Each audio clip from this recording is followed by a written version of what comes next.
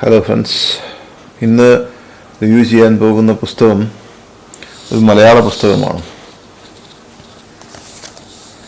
നാന്തനാർ എന്ന എഴുത്തുകാരൻ്റെ മലയാളത്തിലെ സുവർണ കഥകൾ.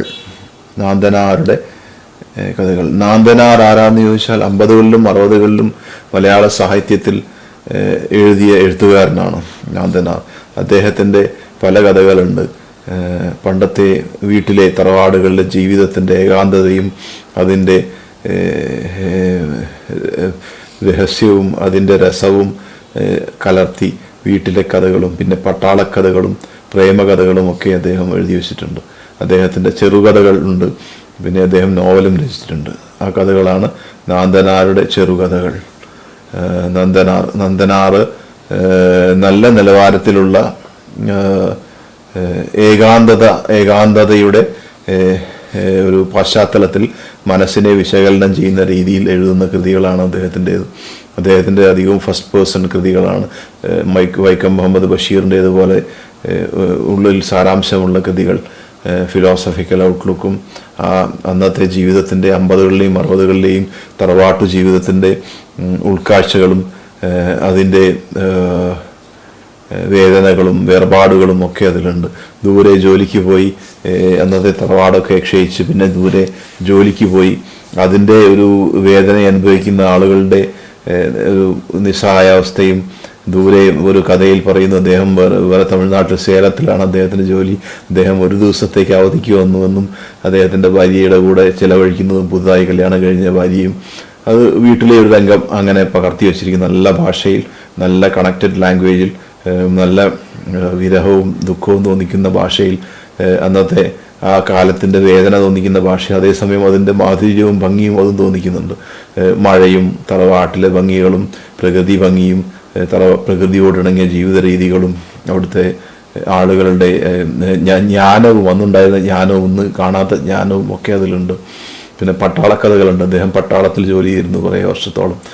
പട്ടാളക്കഥകൾ അദ്ദേഹം എഴുതി വെച്ചിട്ടുണ്ട്.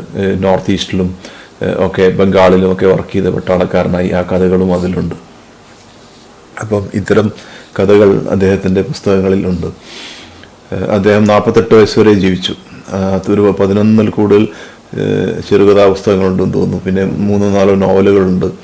നല്ല കഥാകാരനാണ് നന്ദനാർ എന്ന റൈറ്റർ. പട്ടാളക്കഥകൾ വേറെ ആളുകൾ എഴുതിയിട്ടുണ്ട് മലയാളത്തിൽ. നന്ദനാർ മാത്രമല്ല എങ്കിലും വേറിട്ട് നിൽക്കുന്ന സാഹിത്യമാണ് അദ്ദേഹത്തിൻ്റേത്. നന്ദനാരുടെ കഥകളിൽ മനുഷ്യ മനസ്സിൻ്റെ ആ ഒരു വികാര തീവ്രത, ആ ഒരു വികാരം വരുന്നതും ആ വികാരം ഇളകി മറിയുന്നതും ഒക്കെ വായിച്ചാൽ മനസ്സിലാകും. അല്ലാതെ ഒരു ബുദ്ധിജീവി പരിവേഷത്തിലുള്ള വിവരണമല്ല അദ്ദേഹത്തിൻ്റെ പുസ്തകത്തിലുള്ള. അദ്ദേഹത്തിൻ്റെ പുസ്തകത്തിൽ ഹൃദയത്തിൻ്റെ ഭാഷയിലുള്ള നമ്പരവും പ്രേമവും മനുഷ്യ മനസ്സിൽ അത് സൃഷ്ടിക്കുന്ന അലകളും ഒക്കെ ഭംഗിയായി വിവരിച്ചിട്ടുണ്ട്. അത്തരം പുസ്തകങ്ങളാണ് ഇദ്ദേഹത്തിൻ്റെ ചെറുകഥകൾ. നല്ല ഹൃദയസ്പർശിയായ ചെറുകഥകളാണ്. അന്നത്തെ തറവാട്ട് ജീവിതമൊക്കെ വ്യക്തമായി വരച്ചു വച്ചിട്ടുണ്ട്. അന്ന് ഒരു തറവാടൽ, ഒരു വലിയൊരു വീടിൽ താമസിക്കുന്ന ഒരു കുടുംബം, അതെ, ആ കുടുംബത്തിൻ്റെ കഥകളും ഒക്കെ ഭംഗിയായി എഴുതി വച്ചിട്ടുണ്ട്. മുറ്റത്തുള്ള പ്രകൃതി ഭംഗിയും കാഴ്ചകളും മരങ്ങളും ഒക്കെ അതിൽപ്പെടും. മുറ്റത്തെ കോഴിയും അതും കാക്ക വന്നിരിക്കുന്നതും ഇത്തരം കാര്യങ്ങളും ഒക്കെ നാട്ടിൻ പുറത്തെ കാഴ്ചകളാണല്ലോ. ഇന്നത്തെ കാലത്ത് ഇതൊന്നും സുലഭമല്ല. ചിലർക്ക് മാത്രമേ ആ സൗഭാഗ്യമുള്ളൂ. അത് മനോഹരമായ രീതിയിൽ പകർത്തി വെച്ച പുസ്തകമാണ് നാന്തനാരുടെ ചെറുകഥകൾ എന്ന പുസ്തകം. ഇതിൽ എത്ര കഥകളുണ്ട്? ഒരുപാട് കഥകളുണ്ട് ഇതിൽ. മൊയ്തീൻ, കുട്ടിയുടെ പ്രഭാതം, ഒരു സൗഹൃദ സന്ദർശനം, ഒരു വർഷകാല രാത്രി, ജീവിതം അവസാനിക്കുന്നില്ല, വെളുത്തമ്മയുടെ സിന്ദൂരച്ചെപ്പ്, മറക്കാനാവാത്ത പെണ്ണ്, വിശപ്പ്, മിസ്റ്റർ കുൽക്കർണി, തോക്കുകൾക്കിടയിലെ ജീവിതം, താലപ്പൊലി, വിലക്കപ്പെട്ട കഞ്ഞി, ഒരു ദിവസത്തെ ഡയറിക്കുറിപ്പുകൾ, ഇര, നിഷ്കളങ്കതയുടെ ആത്മാവ്. ഇത്രയും കഥകൾ ഈ പുസ്തകത്തിൽ ഉണ്ട്. ഇതിൽ മൊയ്തീനും കുട്ടിയുടെ പ്രഭാതവും വർഷകാല രാത്രിയൊക്കെ അദ്ദേഹത്തിന് തറവാടിലുണ്ടാകുന്ന അനുഭവങ്ങളാണ്. അത് ആ തറവാടിൽ അദ്ദേഹം അനുഭവങ്ങൾ ആണ് എഴുതിയിരിക്കുന്നത്. പിന്നെ തോക്കുകൾക്കിടയിലെ ജീവിതം എന്നുള്ളത് പട്ടാളക്കഥയാണ്.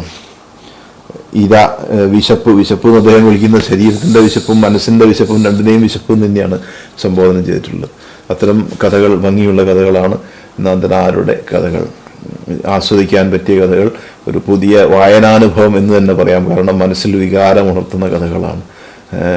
തോക്കുകൾക്കിടയിലെ ജീവിതത്തിലും ആ പട്ടാളക്കാരനൊരു സ്ത്രീയുമായി, ഒരു ബംഗാളി സ്ത്രീയുമായി പ്രേമത്തിലാവുന്നതും അത് ഒരു ഉദ്യോഗസ്ഥൻ കണ്ടുപിടിച്ച് അദ്ദേഹത്തെ മേഘാലയയിലേക്ക് മറ്റോ ട്രാൻസ്ഫർ ചെയ്ത് പോയിക്കോളാൻ പറയുന്നതൊക്കെ കഥകളുണ്ട്. പിന്നെ ഒരു കുട്ടിയുടെ കാഴ്ചപ്പാടുണ്ട്. കുട്ടി അനുഭവിക്കുന്ന വിഷമവും പിന്നീട് കുട്ടി അമ്മയായി സ്നേഹത്തിലാവുന്നതും ഒക്കെ അതിൽ പറയുന്നുണ്ട് മനോഹരമായിട്ട്.